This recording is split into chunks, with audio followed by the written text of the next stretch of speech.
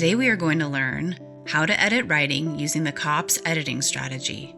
COPS stands for Capitalization, Organization, Punctuation, and Spelling. The acronym is designed to help you remember what to look for during the editing process. The C in COPS reminds you to look for errors in capitalization.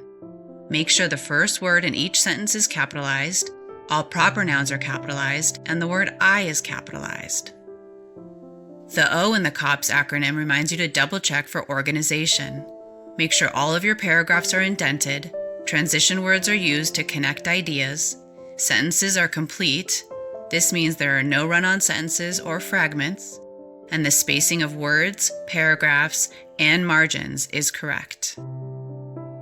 The P in the COPS acronym reminds you to check for errors in punctuation.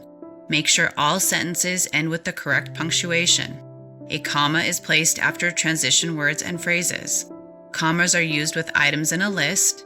Dialogue is set apart with quotation marks, and contractions have an apostrophe. Finally, the S in the COPS acronym reminds you to check for spelling. Use a dictionary to check the spelling of any words you think might be misspelled. It is helpful to focus on one of the 4 COPS letters at a time. This means you will proofread your writing 4 times. This will make the editing process more manageable and less overwhelming. That's it. Now you know the COPS editing strategy. Soon you will be able to remember all of the editing steps without any reminders. As your editing skills improve, your writing will improve. You will be amazed with the results. Want to start using the COPS editing strategy right away? Click the link in the description to download a free printable editing checklist today.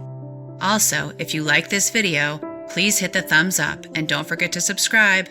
Thank you.